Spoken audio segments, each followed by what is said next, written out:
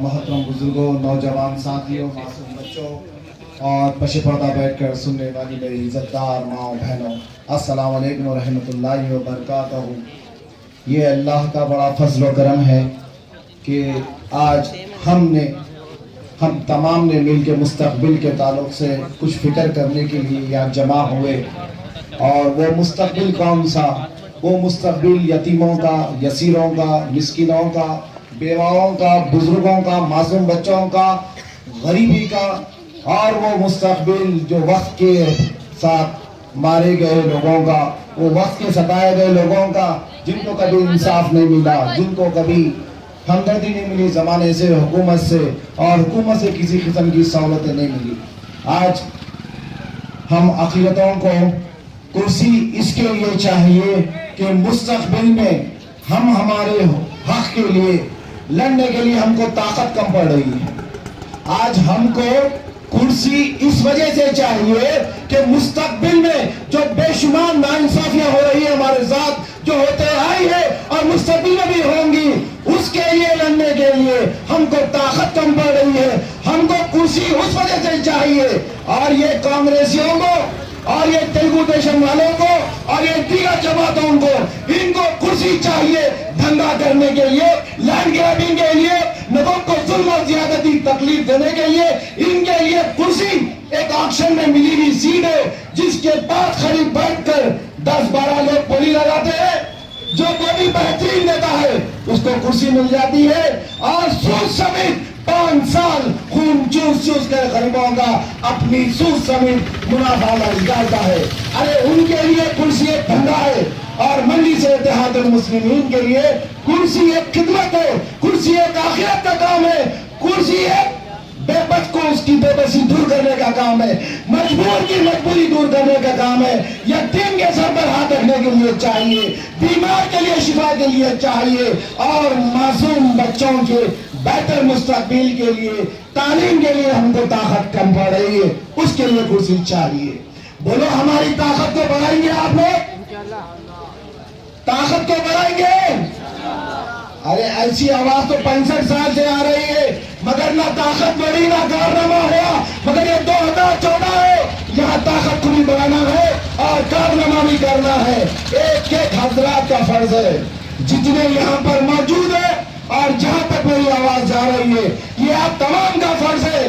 क्यों भाई? इलेक्शन का वक्त आता है, सुबह 8 बजे से लेकर रात के 12 बजे तक भूखे प्यासे मारे मारे फिरना क्या हमारा ही काम है? आप लोगों की जिम्मेदारी नहीं बनती? आपके मुस्तक़बिल के लिए, आपके बेहतर कल के लिए हमने हमारे आज को कुर्बान कर रहा और हमारे गुजरे कल को कुर्बान कर दिया आपके बेहतर मुस्तक़बिल के लिए। ये आप लोगों का फर्ज बनता है कि वक्त के तकाज़े को समझे, नई नई सियासी जमातों के मंसूबे को समझे। और वक्त का तकाज़ा हमको इस बात का इशारा दे रहा है कि हमको सियासी तौर पर शऊर में आना है, हमारे सियासी शऊर को बढ़ाना है।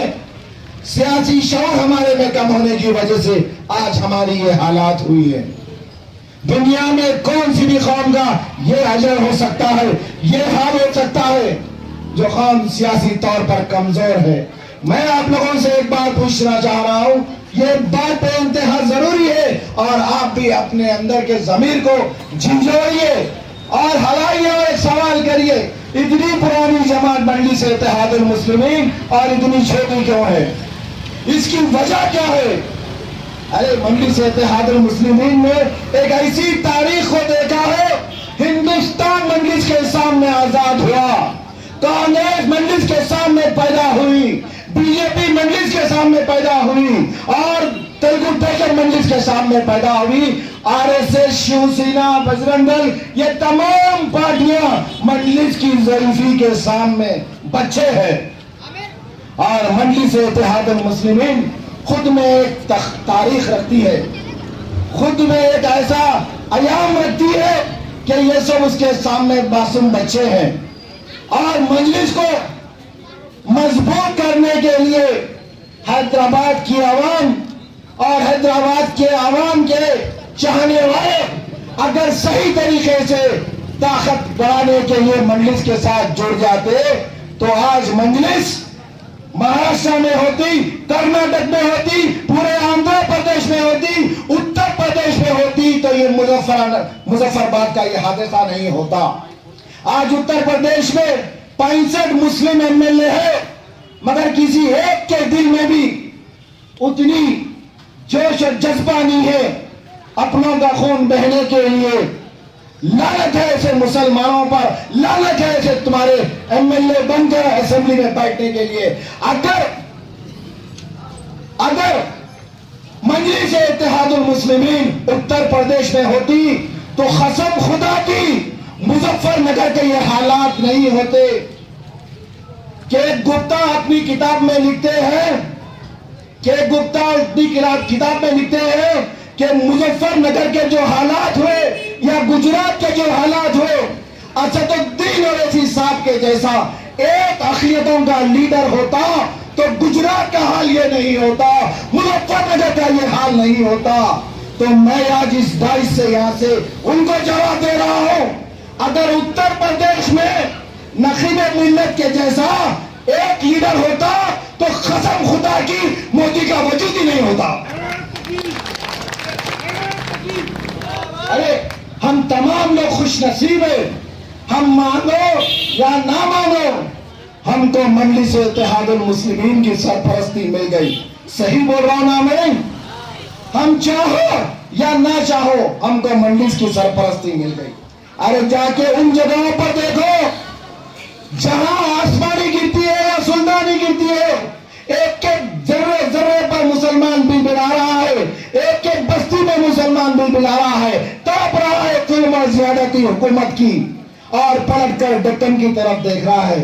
कल के रोज हमको मदद आएंगी तो दक्कन से आएंगी, कल के रोज हमारे लिए तो उठेगा तो मजलिस इत्तेहादुल मुस्लिमीन के जाबाज कायदीन असेंबली उठेंगे, और कोई उठने वाले नहीं है। हमारे हक में, हमारी हमदर्दी में, हमारी मोहब्बत में अगर कोई आएंगी तो मजलिस आएंगी। अरे कैसा उनकी मोहब्बत, कैसा उनका इंतजार मजलिस का, कितनी तड़प उनको मजलिस की, कितनी जरूरत उनको मजलिस की। आज मजलिस इत्तेहादुल मुस्लिमीन का मौक़िफ़ आप समझ नहीं सकते नौजवानों। मजलिस इत्तेहादुल मुस्लिमीन का मौक़िफ़ आज पूरे हिंदुस्तान के 25 करोड़ मुसलमानों की आवाज बनने जा रही है मजलिस। और आपको आपके इलाके में राजेंद्र नगर हल्के में ये इजलास रखकर आपको बोलना पड़ रहा है कि मजलिस को वोट डालो।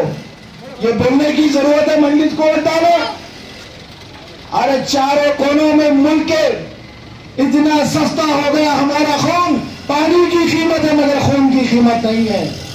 हमारी बस्तियों के बस्तियों को जिंदा जला दिया जा रहा है, हमारे जनाने की इज्जत रेजी की जा रही है, मासूम बच्चों का मुस्तकबिल नहीं है, ज़हीर हजरात को भी चुनकर मारा जा रहा है, चारों तरफ जुल्म और ज्यादती हो रही है। और ऐसे माहौल में आज मजलिस इत्तेहादुल मुस्लिमीन मजबूत होने के लिए एक प्रोग्राम बनाई है। मजलिस इत्तेहादुल मुस्लिमीन हिंदुस्तान के कई रियासतों में फैलने के लिए एक प्लान बनाई है, मगर ये हैदराबाद तो पूरी तरीके से मजलिस की ताकत बढ़ना चाहिए। ये हैदराबाद के जितने हल्के हैं ये तो मजलिस के गोशे में आ जाना चाहिए, मजलिस के आगोश में आ जाना चाहिए।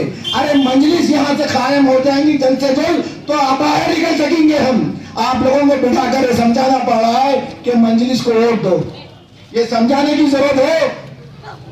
आपका वोट किसके हक में जाएगा, किसके हक में जाएगा? पता नहीं राजेंद्र नगर के हल्के के नौजवानों को ये अप्रैल के महीने में क्या हुआ, जोश और जज्बा पिछले 5 साल से था, इलेक्शन का महीना आया तो ठंडे क्यों हो गए? अरे मजलिस के जलसे है, 1 किलोमीटर दूर तक आवाजें आती है तो पुलिस वाले समझ जाते हैं कि वहां मजलिस का जलसा हो रहा है। वो टुट्टी साइकिल वाला बाबू साइकिल टैक्सी के लोग समझ जाते हैं कि वहां मजलिस का जलसा हो रहा है। वो गुलाबी गुंबद के टीआरएस के लोग समझ जाते हैं कि मजलिस का जलसा हो रहा है। वो खूनी पंजे के लोग समझ जाते हैं कि मजलिस का जलसा हो रहा है। दिखना चाहिए मजलिस का जलसा। मजलिस का जलसा कैसा होता है? एक ऐसा बेबाक, एक ऐसा शोर शराबा, ऐसा जोशीला नौजवान तो बहुत दूर की बात है, बुजुर्ग हजरात भी ऐसे जोश में आके नारे देते हैं और अपनी जमात को जिताने के लिए किसी किस्म का कोई कसर नहीं छोड़ते हैं। बोलो 30 तारीख को क्या करेंगे? अरे नौजवानों, तुमसे आवाज की उम्मीद रख रहा हूं मैं। 65 साल से ऐसी टुकड़ों में आवाज आई तो कुछ कारनामा नहीं हुआ। 2014 आ गया और इंशाअल्लाह ताला हल्के राजेंद्र नगर में एक बार अगर मंजलिस ने अपने कदम रख लिया तो कसम खुदा की कभी अपना कब्जा राजेंद्र नगर से नहीं छोड़ेंगी। ये आप लोगों की मोहब्बत है। मंजलिस की तारीख उड़ा कर देखो, जहां भी मंजलिस ने अपना कदम जमाया कभी कब्जा नहीं छोड़ा। ये हल्का राजेंद्र नगर मंजलिस इत्तेहादुल मुस्लिमीन का सुबह क़यामत तक हो गया। आप तमाम को मुबारक। और जो 2014 के इंतखाबात है, ये इंतखाबात में हर एक की एक एक जिम्मेदारी बनती है, हर अफराद की एक एक जिम्मेदारी बनती है।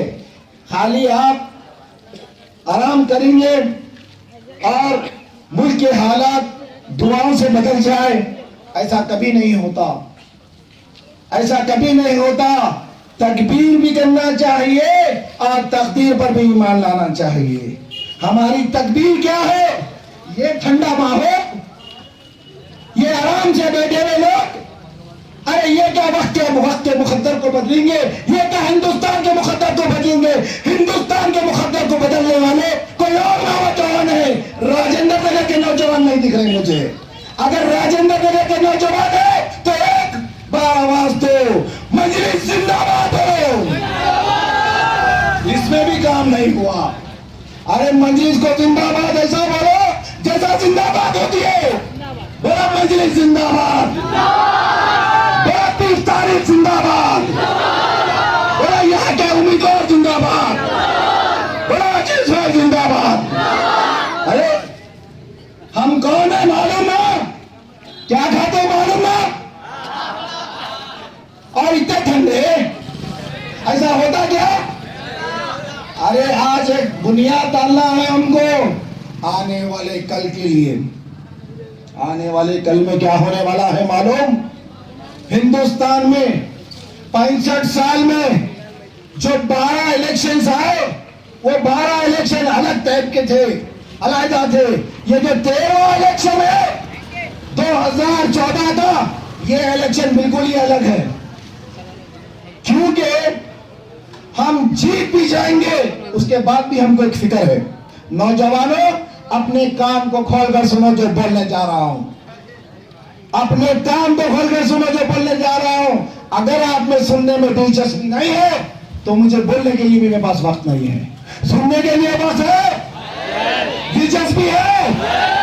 खम्बा गाड़ेंगे, झंडा गाड़ेंगे, जिता कर रहेंगे, हालात को बदलेंगे। तो सुनो, ये जो इलेक्शन आ रहा है 2014 का, ये जीते बाद भी हमारे पास एक फिक्र लगी हुई है कि ये रियासत के 2 टुकड़े हो गए। ये बात हर बच्चे को मालूम ना? बोले बाबा मालूम ना? रियासत के 2 टुकड़े हो गए और बहुत सियासी झांसे के सियासी मसले बहुत आने वाले हैं। और कई सारी सियासी मसलों के लिए हमको सियासी ताकत की जरूरत पड़ रही है। और सियासी ताकत जब भी बढ़ सकती है कि हमारे रुकन असेंबली है, ऐवान असेंबली में बढ़ेंगे। तो अब ये 2 टुकड़े जब हुए तो केसीआर तेलंगाना राष्ट्र समिति के प्रेसिडेंट बोलते हैं, तेलंगाना अलग होने से पहले कि मैं यहाँ का पहला चीफ मिनिस्टर कोई दलित भाई को बनाऊंगा। ये मालूम ना? जब तेलंगाना अलग हो गया तो अपनी जबान से फिर गए उन्होंने। अगर तेलंगाना के लोगों तक मेरी आवाज जा रही है तो मैं ये सवाल कर रहा हूं उनसे कि जो तुमने वादा किया था कि अखिलतों के साथ कि पहला चीफ मिनिस्टर अगर कोई बनेगा तो दलित भाई बनेगा, आज उनकी नीयत में खतरा है, आज उनकी नीयत बदल गई है। आज बोलते हैं कि तेलंगाना बने बाद 10 साल तक कोई स्ट्रॉन्ग लीडर की जरूरत है। तो मैं बोलता हूं मेरे नखीबे मिल्लत को नहीं चाह तेलंगाना के चीफ मिनिस्टर क्या। अरे भाई तुम तो बोले थे ना बोले थे ना अखिलतों में लेके आऊंगा या दलितों में लाऊंगा। अगर तुम सच्चे हो केसीआर तो यहां से तुम कोई दलित भाई को चीफ मिनिस्टर बनाओ, मगर इनकी नीयत ऐसी नहीं है। इनकी नीयत में बहुत सारी तब्दीलियां आ गई, क्योंकि इन्हें भी जो है मोदी की एक क्लास में बैठ के फैसला है। इनको भी मोदी की सोबत का थोड़ा असर हुआ तो है, मोदी में इनमें थोड़ा सा फर्क है। और इन्होंने ये बोल भी रहे हैं कल अगर जीत जाऊंगा तो वहां उनको हुकूमत बनाने के लिए सपोर्ट भी करूंगा। और चंद्रा बाबू टैक्सी तो पहले ही बोल दिया, ये साइकिल टैक्सी सुन ले तो अच्छी तरीके से, तेरे पहिए इतने घसे गए कि रिंग के गाड़ियां भी जुड़ गए, तेरा पार्क बंद हो गया। तू जिस जगह बैठता था वहां सीढ़ी नहीं है, खाली बम्बू है और बम्बू पे बैठा रहा है बाबू। और कितनी तकलीफ है वो तब मालूम नहीं। और ऐसे हालात में मोदी से दोस्ती अच्छी बात है। तब मोदी को मैं ये बोलना चाह रहा हूं या चंद्रा बाबू नायडू के जो यहाँ पे कायद है, जो यहाँ के मौजूदा एमएलए है, उनको मैं ये बात पहुंचाना चाह रहा हूं। हिंदुस्तान की तारीख उठाकर देखो, अगर दिल्ली में कोई हुकूमत बनाकर बैठी है गवर्नमेंट तो अक़लियतों के साथ, अक़लियतों के सपोर्ट पर अक़लियतों ने चाहा तो दिल्ली में हुकूमत बना सका। अगर अक़लियत नहीं चाहेंगी तो मोदी क्या, मोदी का बाप भी नहीं बैठ सकता वहां पर। ये तारीख है। चंद्रबाबू नायडू, श्रीमती इंदिरा गांधी बोल के गए से दुनिया से कि मुसलमानों को साथ रखो दिल्ली पे अगर बैठना चाह रहे हैं। पंडित जवाहरलाल नेहरू बोल के गए से तारीख को पढ़ लो तुम कि अगर दिल्ली में हुकूमत बनाना चाह रहे तो पूरे हिंदुस्तान में वही लोग हैं जो गोश्त खाते थे, गोश्त खाते हैं और गोश्त खाएंगे, वही लोग दिल्ली में बिठा सकते और कोई नहीं बिठा सकता। और आज हम भारतीय जनता पार्टी को बॉयकॉट करें तो बाबू भी बॉयकॉट हो गया।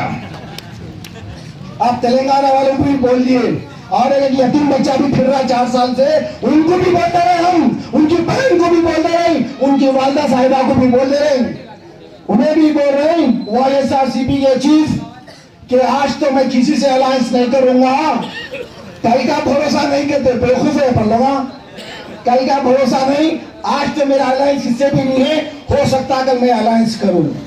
तो नौजवान साथियों, आज आप हम बच्चे नहीं रहे और बेवकूफ भी नहीं रहे, रोटी कपड़ा मकान दुकान के परेशानियों से बाहर निकल गए अपन।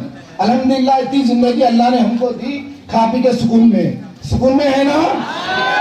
आवाज देना भैया का ठंडे डे, सुकून में है ना। वो दौर अलग था, रोटी कपड़ा मकान की दुकान में परेशानी फिरते थे हम।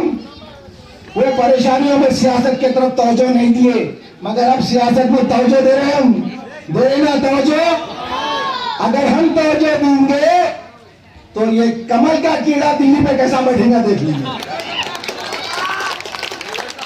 कमल का कीड़ा किसी हाल में नहीं बैठना चाहिए, और टूटी साइकिल का सफर 2 मिनट का भी नहीं होना चाहिए। गुलाबी घूंघट बर्खास्त, घूंघट की आड़ में वो काम हो गए, अब नहीं होंगे। अब सुनो मेरी बात को,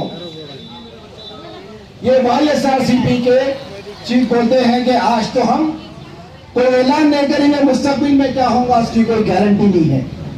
मगर ये बात हमको सोचना है, भारतीय जनता पार्टी को आप लोग वोट देंगे क्या? एक सवाल है मेरा, जोर से बोलो ना।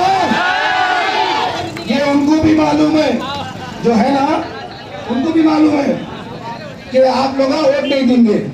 तो इन्होंने क्या करे, प्रेसिडेंट टेलर के पास 4 बुरखे सिलाए हो, 4 बुरखे सिलाए। पहला बुरखा बाबू को पिलाए, बोले के जाओ तेलंगाना से आंध्रा से उठा लाओ, जितने मिल सकते मेंबर ऑफ पार्लियामेंट लिए, जितने मिल सकते असेंबली के सीट्स लिए, और वहां पर हमको कम पड़ेंगे तो लाकर दे देना। बाबू को तो छोटे बच्चे को बोलते नादान हो बोल दिया उन्हें। अब और एक दूसरा बुरखा, वो गुलाबी घूंघट है ना, गुलाबी घूंघट मालूम, समझ गए ना, उनको एक बुरखा बिना के भिजाए और बोले कि जितना समेट सकते समेट लो आंध्रा तेलंगाना से, जितने MP बन गए और मेरे को कम पड़ेंगे तो मेरी हुकूमत बनाने के वास्ते दिल्ली में मेरे साथ आके अलायंस होना। तुम बुर्खा पहन के जाओ और तेलंगाना के नाम पे वोट डालिए, मेंबर ऑफ पार्लियामेंट बनाओ और वो बुर्खा दिल्ली में आके उतार दो। बेवकूफ है, क्या खाते मालूम ना। फिर और एक बुर्खा है जो ISRCP को सिला कर दिए, तो उन्होंने क्या बोले, ये बुर्खा में इलेक्शन के बाद पहनता हूँ, अभी नहीं पहनता हूँ। अरे सालारे मोहतरम बोलते थे, आप लोग भी सुने होंगे बुजुर्ग हजरात, सियासत हमारे घर की क्या है, समझे? तो तुम्हारी औकात उतनी है। ये और बात थी, रोटी कपड़ा मकान दुकान के इसमें परेशान थे, अब फ्री हो गए। कोई माइका लाता आ जाओ, 2 आते आओ 4 आते आओ, हम तो बोल दिए 1 को 10 के बराबर। तो मेरे नौजवान साथियों, वक्त का तकाजा है, बदलते हुए हालात इस बात का इशारा दे रहे हैं कि हमको मुत्तहिद होना है। और ये बोलते हुए बड़ा अफसोस हो रहा, मैं आइंदा कभी नहीं बोलूंगा कि मंजलिस को वोट दो। अरे मंजलिस आपकी घर की जमात है, आप मंजलिस के हैं, मंजलिस आपकी है, बाकी सब बकवास है। ये हकीकत है। अपनी जमात को अपने को मजबूत करना है, अपनी जमात को अपने को मजबूत करना है। और मेरी बात खत्म करने से पहले एक बात और जरूर बोलना चाहूंगा मैं, और जरूरी भी है बोलना। ये 12-15 रोज के अंदर ईमान के खरीदने वाले दल्लाला को फिरेंगे, नौजवानों तुमको गुमराह करेंगे और आपके ईमान को खरीदने की कोशिश करेंगे। इतने पैसे देते हमको, इतने वोट दियो, इतने पैसे देती है, उनको सिखा के लाओ, उनको सिखा के लाओ। ऐसा राजेंद्र नगर में तो नहीं होगा, मगर एहतियातन बोल दे रहा हूँ। मैं तो सुना था यहाँ पर अगर कोई ईमान खरीदने के वास्ते आया तो राजेंद्र नगर के नौजवानों टांग पे टांग रख के चीर देंगे, बल्कि ऐलान कर दिया ना आप लोग। तो अपना जमात को जाना चाहिए, हमको जमात को मजबूत करना है, नकीब मिल्लत को मजबूत करना है। नकीब मिल्लत मजबूत होंगे। और एक आपको खुशखबरी दे रहा हूं मैं, 2014 के इलेक्शन के बाद आपकी अपनी पसंदीदा जमात कुल हिंद मजलिस इत्तेहादुल मुस्लिमीन महाराष्ट्र और कर्नाटका फतेह करने निकल रही है। दुआ करिए। हैदराबाद को आपको और हमको संभालना है। हमारे कायदीन को महाराष्ट्र और कर्नाटक छोड़ेंगे, फिर उत्तर प्रदेश छोड़ेंगे और गुजरात भी है, इनमें वहां भी जाना है हमको इंशाअल्लाह ताला। अरे वोट होगा छीनम छानी, वोट देख लिए भरोसा करके। 65 साल से बेवकूफ बनाए, हमको वोट बैंक समझे, बाप की जागीर समझे, हमारा वोट लेंगे, कुर्सी पे तुम बैठेंगे और 5 साल के लिए गुलाम हमको बनाएंगे। नहीं, वो दिन और थे, वो नौजवान और था, वो बेवकूफी के दिन थे, हम कर लिए। मगर अब हमारा वोट जाएगा तो सिर्फ मंजलिस के हक में, नहीं तो वोट की जैसी की तैसी। वोट जाएगा तो सिर्फ मंजलिस के हक में, और मंजलिस को मजबूत करना अब हमारी जिंदगी का मकसद बन गया। बोलो, जिंदगी का मकसद बन गया। ये 30 तारीख तक दूसरा कोई और काम नहीं करना चाहिए। ये 30 तारीख तक दम में लेना चाहिए। ये 30 तारीख तक दुनिया चाहे इधर की उधर हो जाए, हमको हमारे उम्मीदवार को, हमको हमारी जमात को किसी हाल में ऐसी भारी मार्जिन से जिताना, ऐसी भारी मार्जिन से जिताना कि वो टूटी साइकिल का मुंह दिखा जाना। और ये समझ जाना हमें, राजेंद्र नगर MIM का है और ये राजेंद्र नगर का छोटा नाम है याकुतपुरा कॉन्स्टिट्यूएंसी, 4 मीनार कॉन्स्टिट्यूएंसी जैसी है राजेंद्र नगर भी वैसी छोटी। अरे तुम्हारे बहुत चिट्ठे हमारे पास है, अभी 1 हफ्ते के बाद खोलेंगे। कितने जमीन कब्जा करे, किन किन यतीमों को तुम सताए, किस किस का हक मारे। सो यहाँ के आपके प्रेसिडेंट MLA साहब क्या क्या कारनामा करे, बड़ा काला चिट्ठा है। अरे कौम की खिदमत का जज्बा मंदिर से आगे सीखो। ये वाहिद हिंदुस्तान में एक जमात है जिसके पास जज्बा है कौम का, जिसके पास जज्बा है खिदमत का, जिसके पास जज्बा है आखिरत के लिए कुछ करने का। अरे हमको हमारी सियासत हमारी खिदमत के लिए करना है। हमको कुर्सी आखिरत के लिए लेना है। तुम्हारे लिए कुर्सी एक धंधा है। ये बात बतानी थी नौजवानों। बात तो बहुत लंबी है और बहुत दिल चारा बताने के लिए, मगर इलेक्शन के बाद एक जश्न मनाएंगे राजेंद्र नगर में, कामयाबी का जश्न मनाएंगे। यहाँ पर जैसा मेरे से पहले साबिका मुखर्रिरीन ने जो वादे करे हैं, ऐसे कई हॉस्पिटल्स, कई स्कूल्स आपके इलाके में पड़ेंगे। ये बात भी बोलने का नहीं है, जब वक्त आया 2 डालने का वादा करे तो 4 हॉस्पिटल डालेंगे, मगर वक्त से पहले नहीं बोलेंगे। ये जमात आपकी है।